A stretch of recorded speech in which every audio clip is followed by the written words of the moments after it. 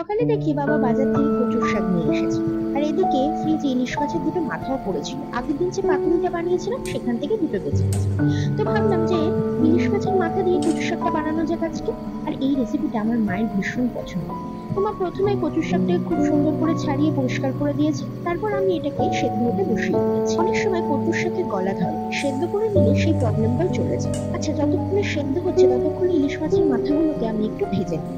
তার জন্য কড়াইয়ে সর্ষের তেল গরম করে তাতে ইলিশ মাছের মাথাগুলো দিয়ে দিই। এবার সুন্দর করে উল্টে পাল্টে ভেজে নিই।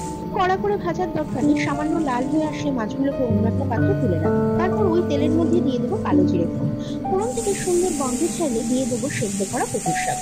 কচুর শাকগুলো দিয়ে কিছুক্ষণ নাড়াচাড়া করে দিয়ে দেবো স্বাদ মতো নুন। নুন দেওয়ার পর দিয়ে দেবো সামান্য হলুদ আর দেবো কাঁচা লঙ্কা বাটা। আমি এখানে কাঁচা লঙ্কা বাটার ব্যবহার করছি, আপনারা চাইলে কাঁচা লঙ্কাটাকে ছিঁড়ে ফোড়নের পর তেলের মধ্যে দিতে পারেন। এরপর সবকিছু সুন্দর করে মিশিয়ে নিয়ে ভাজা হওয়া পর্যন্ত অপেক্ষা করব। খুব সুন্দর করে ভাজা হয়ে আসলে তাতে দিয়ে দেবো চিনি শাকটাকে ব্যালেন্স করার জন্য।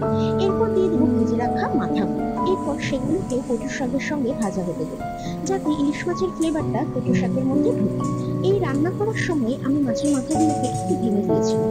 খুব ভেঙে দেওয়ার দরকার নেই, কারণ মাথাগুলো এমনি নরম হয়। ব্যাস, তাহলেই তৈরি হয়ে গেল আমাদের ইলিশ মাছের মাথা দিয়ে কচুর শাক। আজকে দুপুরবেলা ছিল গরম গরম সাদা ভাত, সঙ্গে ছিল এই ইলিশ মাছের মাথা দিয়ে কচুর শাক। অসাধারণ হয়েছিল এই রেসিপি। একবার বানিয়ে দেখুন বাড়িতে, সত্যি বলছি প্রেমে পড়ে যাবেন এই রেসিপিটা। আর যদি বানান আমার সাথে অবশ্যই ছবি শেয়ার করবেন কিন্তু। আর বানিয়েছিলাম মুরগির লাল ঝোল, এটাও কিন্তু খেতে হয়েছিল দুর্দান্ত।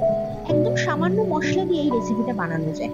আমার প্রোফাইলে রেসিপিটা আছে, অবশ্যই চেক করে নেবেন। আজকের ভিডিওটা আপনাদের কেমন লাগলো আমাকে কমেন্টে জানাবেন, লাইক শেয়ার করতে কিন্তু ভুলবেন না। দেখা হবে অন্য একটা রেসিপি নিয়ে অন্য একটা ভিডিওতে।